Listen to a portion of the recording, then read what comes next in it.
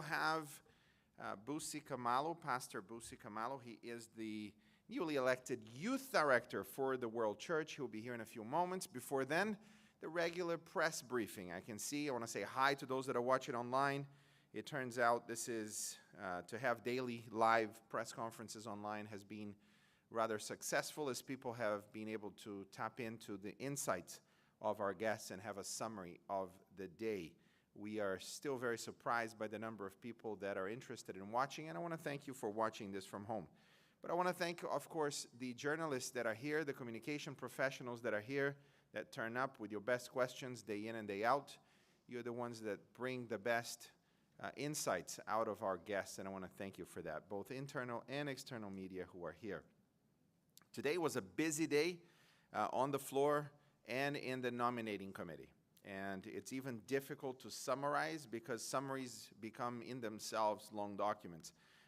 But I'm going to go through, I'm not going to read all the names today. There are almost 40, 50 names. It's quite special. But we'll start by talking about the Constitution and bylaws. It returned with changes. You remember yesterday and the day before there were some items that were sent back to the committee to be studied and to be analyzed and brought back to the floor again.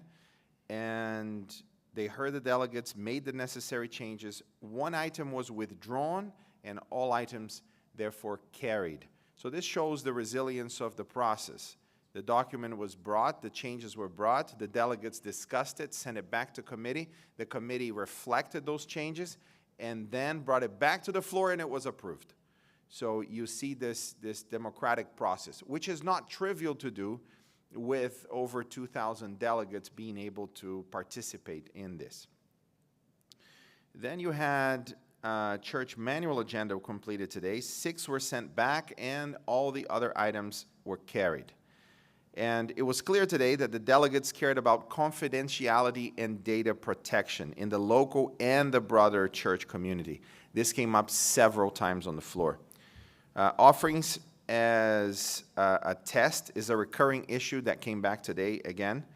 And also delegates also care about abuse. Item 407 is the first time that was mentioned, but it wasn't the only one. We also have General Conference Corporation members meeting occurred and purpose was explained. It's interesting that there is a resistance to this. We've perceived online and through letters that were sent to us, a resistance to the General Conference Corporation meeting happening during General Conference session. This has been happening since 1904 when the General Conference Corporation was established. And as far as our historians could tell, this was never a problem until this year, where some members and some delegates were wondering why or questioning why we have a corporate meeting in the middle of a church event. This surprised us in many ways. And today, this is why we had the long explanation as to why we have corporation meetings. And the reason is very simple. The corporation is the legal entity that holds the assets, the properties, and does the legal management of the church. And this is why in the Constitution we have a meeting during General Conference session where we discuss items related to the corporation. Nominating committee reports. We've had many of them today, division secretaries and treasurers. We also had department directors and corporation directors. And the list of nominees and now elected officials for our divisions is long, and I will not read all of the names.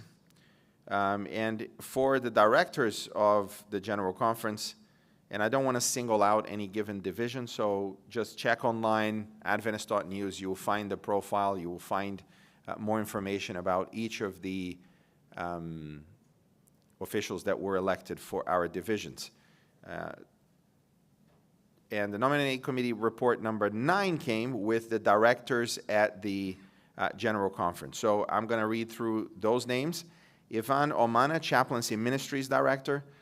Orothai Cherison, she is the Children's Ministries Director. Alyssa Truman, Communication Director. This is very special for us within the communication sphere. Congratulations to Alyssa on this election. Lisa Beardsley Hardy, Education Director. Willie Oliver, Family Ministries Director. Zeno Charles Marcel, Health Ministries Director. Ramon Canals, Ministerial Secretary. So this is some confusion that is usually made with the Ministerial Association. It is a, you don't have a ministerial director. This is the person and the team that leads the care and the care of our pastors. It is an association that is focused on our pastors globally. We have tens of thousands of pastors globally, and the leader of the Ministerial Association is the president of the General Conference. And now, in order to effect the ministry in the day-to-day, you have a secretary of the Ministerial Association who is just elected, Ramon Canals. So hopefully you see the nuance between the difference in that. The leader of our pastors is the president, and the secretary, we call him ministerial secretary, he leads the magazines that we have to our pastors and our elders, Ministry Magazine and others. So next, Nelu Bursea, Parle Director, Public Affairs and Religious Liberty. Hector Reyes, Planned Giving and Trust Services Director. Mario Martinelli, Publishing Ministries Director. James Howard, Sabbath School and Personal Ministries. Marcus Bonfim, Stewardship Ministries. Galina Stell, Women's Ministries Director. And Sibusisu Kumalo, also known as Busi Kumalo, who will be joining us now. So this is the summary of today. Much more could have been said, but this is just a short briefing. So without further ado, Pastor Busi Kumalo, please join me here to answer some questions from these wonderful journalists and communicators who will ask you all about youth ministries today. Please come and join me on this side so we have a better angle on the camera. So here you have representatives of internal media, external media. They are wonderful communicators, and they've been asking some phenomenal questions over the last few days, and we ask you to come and ask questions today. If the questions are related to the process or anything else, apart from youth ministries, I will try to answer it, but they want to hear from you. Please, if you have your questions, come to the mic and ask them. Who would like to go first? I don't know if this is a good sign or a bad sign. We'll see. Neither do I. Yeah. Hugh Davis, Mid-America Union. Congratulations. Thank you. Can you share with us a little bit of what are some of the goals that you are looking for to continuing into this next quinquennium? Thank you so much for asking that question. Youth ministries is, I would like to refer to it as a well-oiled machine. We have already curriculums, programs, and resources that I found in the department. But in the last 3 years, I've had the opportunity of looking at all that is available at the GC, and it has helped me to formulate my vision for the department. So in the next quinquennium, which we will be starting soon, what I plan to do, by God's grace, working with the team that God will assign to work with me, is to ensure that we involve young people in the mission of the church. We cannot afford to do business as usual, because we know that the devil is fighting our young people, the devil is busy ravaging the lives of our young people. So we need to really come up with a strategy that will ensure that the back door is closed. The retention issue is one of the things that keeps us awake at night. We are struggling to retain young people, especially the senior youth from 16 years and above. Those who are junior youth, it's not difficult to keep them in the church because you have the Adventurer Club and the Pathfinder Club, and those programs are keeping children in the church. But as you grow older, as they grow older, they make their own decisions, they formulate their own worldviews, and some of them decide to leave the church. So the vision that I have, working with a team that God will put in my, within my sphere of influence to work with, is to ensure that we involve young people and we concentrate particularly on the senior youth, those who are 16 years and above. Good evening. Good evening. My name is Heidi Baumgartner. I'm from the North Pacific Union, where we have the Gleaner magazine. One of the things that we've been wrestling with is how to move away from event-based youth ministries and focus more on local youth ministries.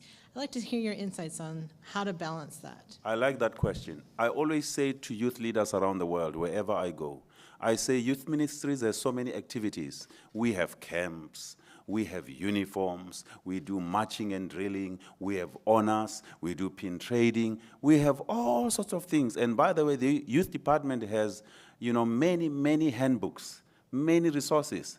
And very often what I've noticed is that we are tempted as youth leaders to think that what we are doing is the main thing. And I always say to young people and to their leaders, please remember that these are just conduits. They are leading us somewhere. The main goal, our mission statement says, to lead young people into a saving relationship with Jesus and help them embrace his call to disciple making and mission involvement. So all these other things are peripheral issues. The main goal is to lead them to Jesus and for them to have an authentic relationship with Jesus.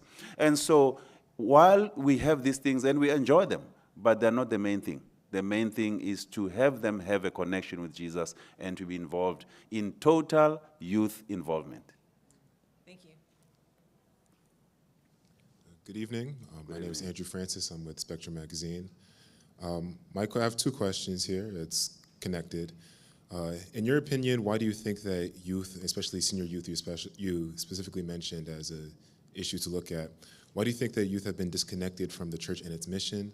And the second question I have is, how do you specifically envision youth participation in our mission and when it comes to our churches and institutions? Can you reiterate the second question? How do you specifically envision youth participation in the mission when it comes to our churches and institutions? Okay. The first question is very, very important. What is important is that when you look at the statistics, particularly the research that was done by Dr. David Trim at the General Conference, the outcomes of that study are very interesting. The study says young people don't leave the church because they do not love our doctrines, they are in disagreement with our teachings. And what has come out of that study is that they leave the church because they feel that there is no sense of connection. They are not welcome. They are not loved. They feel that there is that distance between them and those who are older in the church. And the leadership of the church does not give them that opportunity to feel warm and loved. So that's the main thing that came out of that study. And that was interesting. It's not the doctrines. They believe in our doctrines. They believe in the spirit of prophecy. Most of them do. I'm not saying all of them do, but mainly they feel that the church is not embracing them. There's no love. And how do we envision correcting that and making sure that, they have a sense of ownership of the church?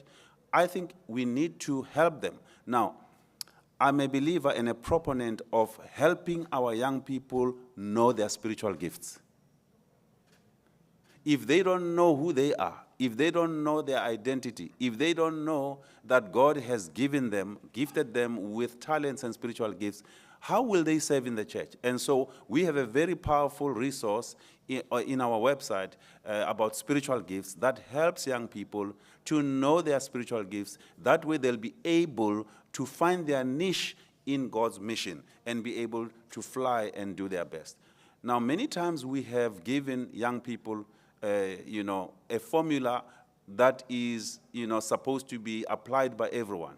We think that all young people should do public evangelism. No, There's personal evangelism, there's friendship evangelism, and many other kinds of evangelism strategies, music and other things. So we're encouraging our young people to use their God-given talents and spiritual gifts to engage in the mission of the church. So that's how we see ourselves encouraging them to be involved in mission. And just for clarification, you mentioned a resource on the website that was used. Can you specify which one? Okay, www.gcyouthministries.org. That's our website. You said there's a resource on the website. I'm wondering which resource on the website. The youth department. So you're talking about the whole website as the Spiritual gifts, right? Yeah, the spiritual gifts. Okay, thank you. Yeah. Bjorn Carlman, Adventist Today, and I have a question for each of you. So starting on the youth side of things, I'm very curious. You mentioned reasons that young people are leaving the church, and obviously we're all concerned about that. Do they tend to be uniform, or is it very different across the world? And if you could speak to that and kind of give us some of the reasons that if it varies, or if you're seeing big patterns, basically. Yeah, what I've already stated seems to be a pattern around the world, that they feel that there is a sense of disconnection. There's no, Of course, there are other reasons. Some of them, fall by the wayside, apostasy, moral issues and all that. But the main thing seems to be that one that I've already cited. So, no matter the geography, the location, it's disconnection. It's correct. Interesting. Thank you. Yeah. Thank you very much. And another question for Sam. And I realize this is kind of putting you on the spot, but do you know how much we spend on a GC session, like ballpark figure? What does it cost to put one on? It's a very complex, I don't know the figure. And I know it's complex. It's a very complex way to put it together because the divisions sponsor their own delegates coming here. Then you have the stage, you have the labor unions, you have the renting of the place itself is usually given by the city or at a heavily discounted price. But no, I don't have the figure of how much a GC session cost. Does anyone? Could you get it? Like, is there a way to? I could try and secure that figure in general terms, but I presume you're interested in the operation itself. Yeah, I mean, I was trying to research it, and I realized, that we got the facility basically for free, right? But obviously there's so much else to consider as well. But I'd be really interested. Yeah. I know that most of the expenses in the AV infrastructure that takes a good chunk of the budget. Sure. Travel. And because it's for 10 days, it's very difficult to do it. Then you have the transport of the equipment, materials. Just from the GC, we had 13 trucks that came from, that arrived with equipment, such as the equipment that you see here, that sets up the studio, and all the other equipment that we need in the stands, in the exhibit halls, and everywhere else. So we also have help from the North American division when it comes to the operation of the screens and others. So it really is just building all that up, and it's millions. Sure. I don't know how many, but I'll try and find out for you and bring that information. Thank you. Yeah, it's just, I know it's very complex, and I don't know who would have the figure, but people ask. So yeah, thank you. Hi, Liz Kirkland, Communication Director of Rocky Mountain Conference. So at the conference level, we've had a lot of confusion with young adults being lumped in with youth. A lot of attention gets played on the early childhood and the club ministries, so oftentimes young adult gets completely ignored at the lower levels. And today, one of the delegates brought up the conversation of separating young adult into their own categories, so the 22 to 30-year-old. So what are your thoughts about taking these young adults out of the youth program? That's an interesting question. I was there. I listened to that comment. Very interesting. First of all, I would like you to be familiar with our structure in the department. We have 5 ministries in the youth department. We have the Adventurer Club, and those are children ages 4 to 9, Pathfinders ages 10 to 15, Ambassadors ages 16 to 21, Young Adults ages 22 to 30, and then Public Campus Ministry ages 16 to 30 plus. So that is what we call youth ministries. Divisions, now remember, we have 13 divisions and 4 attached fields. Divisions do not have to follow the structure that we have. I will make an example. The North American division, they don't have a similar structure like what we have. What they regard as young adults is somewhat different. Even the ages that they have, the age bracket, is somewhat larger than what we have. We have said to the divisions, you take what we have and contextualize it, and that's what being a global church is all about. You don't have to take it as it is. And we have a youth advisory comprising of all the 13 divisions and 4 attached fields. And we debate about these things. We have a robust conversation about these things. And eventually people decide, the divisions decide, and when they go back and have their own advisories, they decide how to reconfigure what we have at the GC. And so as things stand now, this is our structure at the GC, but we are giving liberty. We don't dictate to the divisions how they must structure their own ministry. So basically, that's my answer. Thank you. Excellent. Hello, Alva James Johnson. Congrats on Thank you. being reelected. I teach at one of our universities. I also have 2 young adult daughters. And there is a sense of a lack of community when they leave our university settings. Yeah. You mentioned that a lack of connectedness seems to be the primary reason. But then you were saying that you thought helping them to discover their spiritual gifts. I'm not sure I see the connection between that. I mean, what do we do to make them feel connected to the church? Yeah. How do they find community? Yes, thank you. Once you know who you are, you find your niche, you find your space in the church, and you get involved. Because the reason why they feel that there is no connection, yes, number one, as adults, as leaders, we don't embrace them. That's one thing that drives them away. But there's another factor. When they don't know who they are and what they're capable of doing, they distance themselves. But once they know who they are and what God has gifted them with, they'll be able to say, wow, I have a space in the church. I have a contribution to make in the church. That brings connection as well. So we have a role as leaders and as members to embrace them, love them, whether they know their gifts or not. But they also need to know who they are. And that way they'll connect with the church. So this thing is twofold. I'm not saying it's a one-size-fits-all, but we have found that that is the main thing.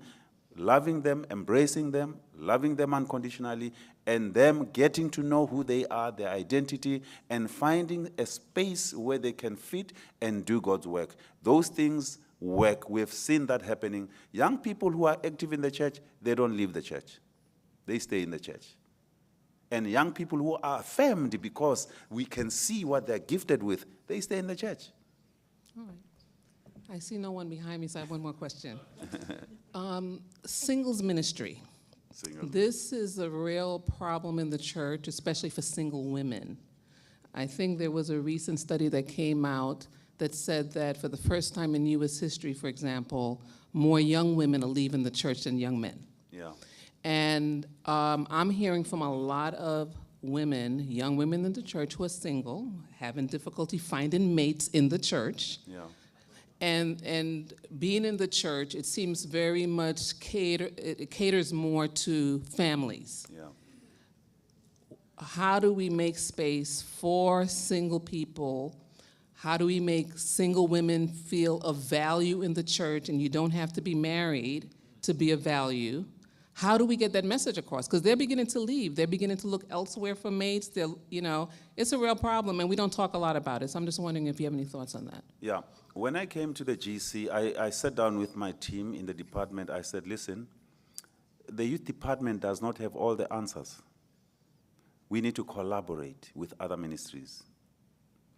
And so we have formed partnerships with family ministries. We all belong to the family. And family ministries are specialists when it comes to family. And they have resources that are geared for single people, single young people. Over and above that, we have just revised a resource, an old resource that was published in 2005, if I'm not mistaken, during the time of Dr. Baraka Muganda, if you remember him. it was outdated. So when I came into the department, I said, you know what, we need to revise this book. We reviewed it and revised it. We got, experts to help us revise the book. Ministerial department and other people we work with, they looked at the book. And one of the segments of the book is about that. We have a section in the book about how to take care of those who are single in the church. Because we do recognize that there are many young people who are 30 years old, some of them are over 30 years. Of course, if they're over 30 years, they're no longer in our domain, but we still care for them. So we have,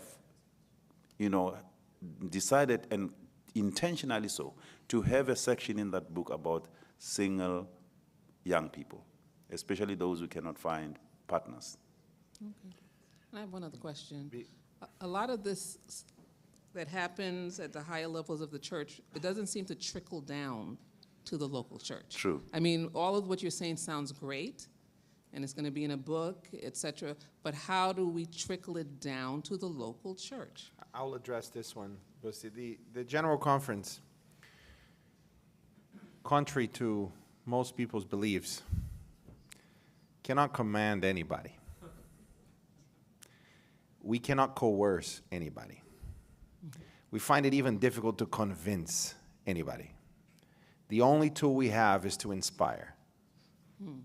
All of these departments, if we fail to inspire, we fail. And I learned this lesson with the visual identity of the Adventist Church. In any given headquarters by any global corporation, the central head office of communication determines this is what you need to do with the brand, and in very quick order, the entire world rebrands accordingly. My expectations of that happening quickly dissipated. I was leading the project, but if we failed to inspire the divisions, the unions, the conferences, and the local churches to use the same visual identity, we failed. There was no other recourse. And youth ministries is in the same boat, and everyone else is in the same boat. And another element that comes that I've learned, and I'd like to share in this regard, I believe the Adventist Church is held together by a travel budget. When I came to the General Conference, I used to post the countries that I would travel. I no longer do that anymore. Because a lot of people see this and they think, look at that, officers of the General Conference traveling the world on our tithe. And there are many elements, many online attacks based on this. Let me promise you, after 6 months of traveling economy, which we can only travel economy, 16 hours for the first flight plus another 15 for the second flight, I remember those journeys intimately. Sometimes you're there more flying than the time that you spend in the place where you go. It's not fun. And yes, 50 plus countries that I've traveled, and we amass quite a bit. You go from the airport to the hotel where the convention center is, maybe you visit the administrative building, and then there is no more time. You have to get on a plane and go to the next country where you go. But we eat with people. We talk with them. We get to know their families, our counterparts. I'm sure Busi could tell you stories of visiting youth ministries leaders and praying for them in their struggles and helping to navigate the church, and most importantly, learning from them. The Adventist Church is held together by our travel budget. The Holy Spirit brings us together. The local church pastor has a budget to visit in this district or her district. The conference has a travel budget to visit within that territory, a union the same, to keep people together. So things don't reach the local level because at some layer they believe there is a better way to fulfill the same objectives, which is what Pastor Busi mentioned. Look, if the division wants to structure differently, it's their prerogative. They know their people better. Have at it. Now, of course, we need cohesion, and we can't have such fragmentation that there is no unity that comes from it. So that's on one extreme. On the other hand, we can't have uniformity either. We're not McDonald's, right? Even McDonald's has a lot of diversity if you travel to different places. So this is a struggle for all the departments, and I've been processing this for years. So I want to thank you for your question and the opportunity you gave me to address those issues. Can I just add Please. to that? I've noticed, I'm an Adventist for many years now. I don't know any other denomination. And I've noticed that the greatest challenge that we have in our church is communication. Tell us about it. Even at the local church, leave the general conference, I leave agree, all the other 100%. structures. I'm talking about the local church. To get reports from the local church to the conference, it's a mammoth task. We are struggling to get reports from the divisions. I hear Heidi here going, I testify. Everybody testify. There are wonderful stories happening, and Yes. you're begging them so you can publish them online, and you don't hear about it. Yes. So now you come to the point where you are expecting people to embrace our resources and implement them. It's a challenge. We are used to working in silos, and that's why I said earlier, when I came to the GC, I said collaboration is the key. We don't have all the answers. Over the years, we thought that each department has all the answers. No, we don't. It's arrogance to think like that. We need each other. In Africa, we say it takes a child to raise a village. We need, Takes a village A to raise village a or to child. rather, did I say it different? I mean, the other way around. Yeah. It takes the village to raise a child. So we need each other. You have your own resources as a department in communication, in youth ministries. Our interest is to equip this child holistically. I get calls. In the department, we're inundated with emails. Pastor, we are seeing wonderful things on your website. How come our division is not implementing this? How come we don't know about this? We don't know there's an ambassador club. Our 16-year-olds are languishing. They don't know where to go after graduating from Pathfinders. Well, we lack words to explain. Thank you so much. Thank you. And before we have an article with GC saying the travel budget keeps the church together, let me explain. The Holy Spirit keeps the church together. I hope that was pretty clear. But you never know what kind of shorts and reels will come from this. It's probably already there. Yes, please. Thank you. Good evening. I am Alejandro Varela from Sun TV. This is a question in relation to a topic that was brought up yesterday for you, for Sure. Sam.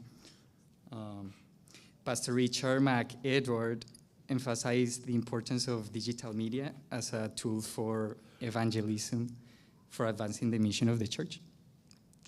My question is, how do you perceive the role of self-supporting ministries in the evangelistic goals of the church? And in your opinion, are there any adjustments that self-supporting media ministries should consider to improve their support to the church and align more effectively with the message of unity that the new leadership is encouraging? Excellent Thank you. question. Thank you. So let's first, I'll try and do it in 2-3 minutes so that we can get through and not finish so late like we did yesterday. The new digital landscape offers a big challenge for our structure because every media before digital was geographically bound. So if you had a print magazine, you either distribute in this territory or you don't. If you had radio, you either broadcast to this region or you don't. It was geographically bound. If you wanted to say something to these people, you could use the radio. Same with television, geographically bound. And then digital comes, and it's no longer geographically bound. Now a local church can now talk to the entire world. And this proves very difficult because if somebody in Minnesota is going to search for the Adventist church, they're not going to find their local church first. They're likely going to find Adventist.org first. Why? Because the reputation management of websites by search engines, and AI is exactly the same, takes into account how many links are pointing back to that given resource, and the optimization of that website for search engines guarantees that that website is first. So a few years ago, when we had evangelists come to us and say, we're giving Bible studies to people, as soon as they search on Google for the Adventist church, they give up on baptism. Why? Because they were finding things that were very odd. And back in the day, you just put a blog together, you say whatever you like, truthful or not, and people read and they get... How do we present the truth on the first page of Google? So after a long time of effort, we now have Adventist.org for branded search terms being on the first page for every branded search term. What does that mean? It means that we need now to think through how the General Conference interacts through the divisions with each territory. So for the North American division, we have a memorandum of understanding in place and a partnership and a committee structure, a governance structure that works on Adventist.org collectively, together with the General Conference. Because within this territory, when people search for the Adventist Church, they find Adventist.org. So if you go just in North America, there will be an option for you to have prayer. That option is not offered anywhere else because North America has an infrastructure to receive those contacts through Adventist Connect Ministries so that we can pray for people. But that's within here. Now we are expanding that to other divisions so that they can join and help to shape that. This is the centralized nature of digital outreach. Now let's talk about the importance of fragmentation. We need to have present truth flood the internet so that any search on any social media channel can find videos with the truth. So if you have a ministry that wants to help the church, serve people, help them, provide them with some form of knowledge and education and pastoral care, and at the appropriate time, lead them to the church. So reach them where they are, and then welcome them into a church. Again, if the local church that you're leading them to does not have the fullness of the Spirit and the members who are using their spiritual gifts, no method will work. Because evangelism is a spiritual exercise. Mission is not a marketing process. Mission is a spiritual process. It's a miracle. So supporting ministries need to put as much content out as possible to build relationships. I know of some that when they notice there's a lot of search within a given city, the person who is in the video flies to that city and organizes a dinner with the people that they are talking to. And in that dinner, they create relationships. And then they encourage them to find an Adventist church nearby and so on. So it's a brave new world. In the 20th century, we were discovering how to send physical missionaries to the world. In the 21st century, we're now discovering how to send digital missionaries to the world. And we need every supporting ministry to help. Thank you so much. You're welcome. All right, 3 more questions and then we're done. This is a youth question. Bjorn Karlman from Adventist Today. So I'm with Alva. I'm a parent of a 9-year-old. I also teach teens. And I can just see that they're going to get to the stage soon where they're going to start seriously dating, especially, obviously the teens, they're getting to that stage. In countries where we don't have the blessing of a lot of Adventists, a lot of people are really concerned about, who am I going to date? Who am I going to marry? There's nobody. Yeah. What is your take? And please resist the temptation to say it's just a terrible idea. But what's your take on flirt to convert? Kind of dating people, and kind of. I expected to hear. That wasn't one of them. I realize it wasn't. Go ahead, please. But people do it, and sometimes it works. So is it always a bad idea? Do you have examples of Adventists that have dated outside of their faith tradition, and the people have, there's been a happy resolution to that? Maybe, I don't know, maybe they've converted eventually. So your question essentially is, what is my view on marrying people outside the church? Dating people outside the church and Dating seeing where it goes, and trying to get them in the church. So through the power of love. Another way of evangelizing, but with a little romance, yeah. In a unique way. Well, I always tell young people, do evangelism, be involved in mission, but you don't want to use marriage as an avenue for evangelism. Okay. Because in my understanding, when you're dating somebody, you are intending to engage in courtship, which will lead to marriage. Mm-hmm. Now, if you're going to date for the sake of dating and just, have somebody, a girlfriend or boyfriend, but with no intentions to settle, what is the point? And maybe this is a cultural issue. At least where I come from, is that when you are serious about something, about somebody, you are intending to settle down with them one day. But it is, I'm a marriage officer as well, back home in South Africa. Uh-huh. And as you know, according to our policy, I can't marry an Adventist with a non-Adventist, but I can marry two non-Adventists. So I have always advised people who are non-Adventists, and I'm about to marry them, when I counsel them before I marry them, I say to them, listen, if you're a Roman Catholic or an Anglican, there is a potential that you may have challenges because religion can be divisive and religion can bring people together as well if they believe the same thing. So we are cautious. We cannot dictate and say to people how they must choose because it's their choice. Remember I said earlier on, young people as they grow up, they formulate their own worldviews. We teach them, we show them the dangers of marrying people of a different faith, but it's their choice. So that's not what we would advocate in the department to say, go ahead and choose anyone and date anyone. I think it's a dangerous thing, but they have to make their own choice. And there are people who argue, but I so-and-so dated a person who's not an Adventist and they eventually married.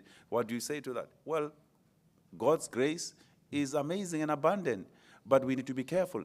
And we know of stories where people are in trouble because of the choices they've made. So you can't make it a standard. Thanks. Thank you. Yeah, Andy Roman, Advent Messenger. My question is for you, Pastor Neves. 2 days ago, you informed us here at the press conference that the delegates had on multiple occasions declined to amend or engage in any further discussion regarding, the 215 ADCOM document, bringing that subject to a close. But then just yesterday, during afternoon business session, Vice President Arthur Steele shared a significant development, announcing that the General Conference executive officers will begin a process to re-examine church documents whose proposed amendments were rejected during this session. So my question to you is, as an officer of the General Conference Communication Department, could you please help me understand what happened? And could you also shed some light as to the process, what it looks like, how long does that take, steps involved, committee reviews, and ultimately the new action that could come about? It's a good question. Let me think how I'm going to answer it. I met with a friend who made an amendment that passed one of these days. And we both celebrated that he brought over, 1,500, 2,000 delegates to think about something and agree on something. When we talk about church structure, when we talk about moving a very large body of people, 23 million, in a democratic process, it's very difficult not to have this, especially for some personalities, to have the idea that you are going to move the church in a particular direction. And you're going to use the process, and you're going to do this, and you're going to do that, because you will be heard. On the other hand, you have the opportunity for administration to be completely oblivious and say, no, we will use the machinery and we will not entertain this and we will block and we will try to, in a healthy church, what happens is that we listen to each other. We pay attention to each other. And many delegates brought the item back again and again, and the body decided we do not want to add this to the agenda in 2025 in St. Louis. And I'm not privy to the conversations that happened among the officers, but I presume that they looked at this and said, let's have a look at this. People have concerns. Let's talk about it. Let's analyze it. Let's see what we can do. Let's listen properly. And I presume that's what happened. That's what it looks like to me. And I see this as a very healthy process. What we have to avoid is the natural gloating that is very human on, see, because we said this, and because we did this, and because we did that, and because we did this video that, and we moved the machinery of the church. That's not from the Holy Spirit. If people want to see the church go in a given direction, I want to encourage them to wake up before dawn and win those battles in the unseen realm. This is a church, it's not a corporation. Although it is also a corporation because we need to put the assets in a legal place. Yes, but this is a church. And the Holy Spirit is the head of the church.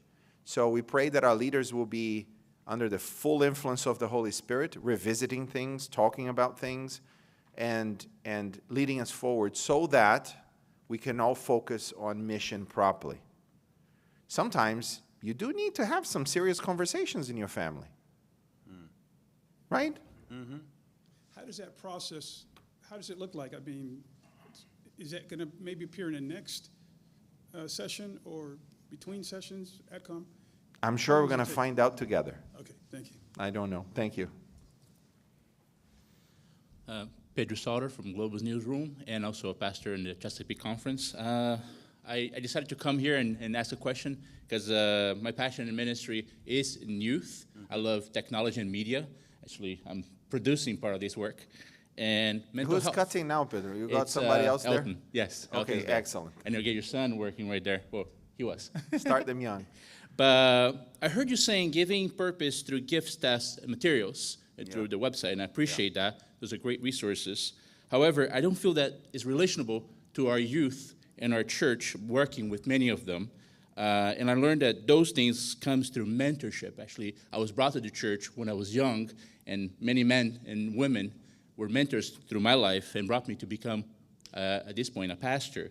And they care for me. Now, my question to you is, how can we help our local members to listen, to build purpose in relationships within our church youth and also with the youth of the world today as we minister to them in 2025? So your question is, how do we help our young people to connect with the youth of the world? How can we help our members to Our be members. involved in listening and communicating, right? Mentorship, building purpose, right? Through gift basis, giving purpose to them. And our church youth, we can do through the church ministries, but also the youth of the world, because they're struggling definitely with mental health. They're also in the media. Most of them are connected to thousands of phones and medias, and they are seeking for purpose. Yeah. We promote the concept of intergenerational connection. Many young people are frustrated because they say that in the local church they don't get the support. There is that divide. There is polarization between them and the old people. And then at the same time, those who are older are saying that some of the young people they are trying to embrace, they are not willing. And so we are promoting that generations must work, different generations must work together to bring that connection and synergy. Media is our reality today.